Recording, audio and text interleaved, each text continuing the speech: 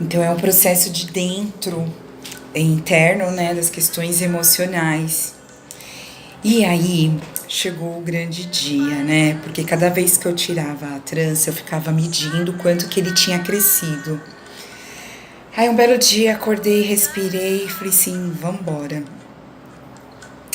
Fui pro salão.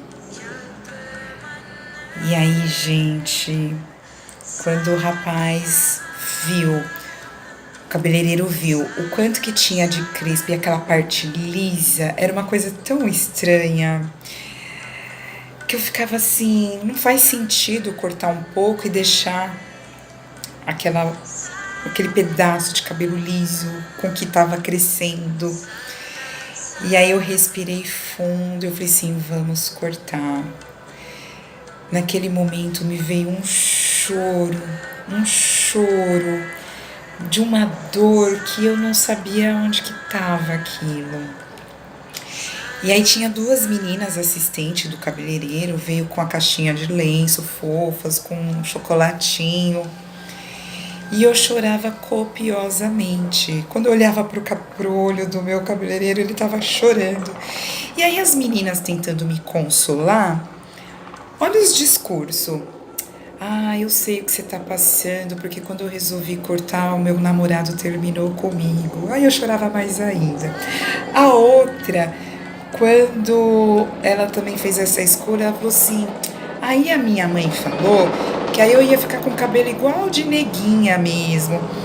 Então eu comecei a perceber que aquela minha dor não era só minha dor, era uma dor coletiva. Era a dor de muitas outras mulheres que passaram por aquele processo.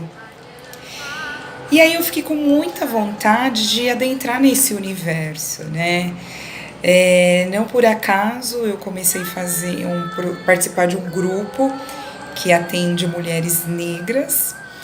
E foi incrível porque enquanto eu estava com meu cabelo escovadinho, bonitinho, eu atendia essas mulheres e eu precisava entender as dores que elas traziam também, né? Não fazia muito sentido elas procurarem uma profissional com referência sendo negra e eu ali de cabelo liso não entendendo aquela demanda, aquelas emoções das quais quando elas chegavam com questões parecidas com as minhas, né? E aí fez todo sentido quando eu cortei. Elas conseguiram se conectar mais, eu também me conectar com a minha história, com as minhas dores e a vontade que eu senti de estar compartilhando, porque abriu um outro universo enquanto relacionamento, né? No mesmo período eu comecei a me relacionar com um homem negro e que não por acaso ele também em algum momento não se conectava com essas dores do que é ser negro, de espaços, de sociedade e a gente meio que se ajudou nesse lugar. Eu consegui entender das minhas feridas, as dificuldades inclusive de se relacionar, que às vezes não é só uma questão da minha história, mas de várias outras dores inconscientes que acabou impactando nessa relação. Eu consegui adentrar em espaços políticos, eu consegui adentrar de história mesmo, as histórias que são contadas enquanto educação mesmo. Toda a nossa histórias foram contadas por brancos e eu comecei a buscar referências teóricas de negros que contam a história de negros. Isso mudou muita coisa, né?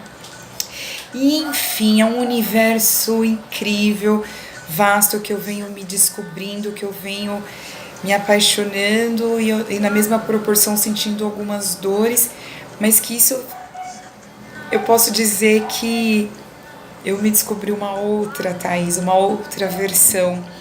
Então eu tenho vontade de compartilhar que as mulheres, né, as pessoas que fazem esse processo de transição, desse empoderar, não é só de falar assim, não, porque agora eu tenho cabelo assim, vou deixar assado, de uma forma de se apresentar para o mundo.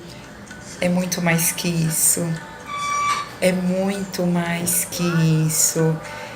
É uma transformação, é um engrandecimento. Eu vejo fotos minhas de cabelo liso e agora a foto do cabelo.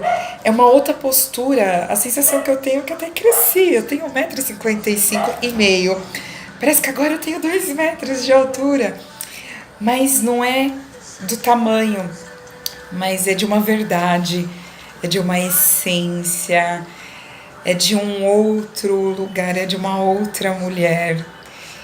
E é isso que eu tenho vontade de dizer, que o caminho do autoconhecimento, esse caminho de transição, essas terapias das quais eu mergulhei, o quanto elas fizeram sentido, o quanto é um investimento que vale muito a pena.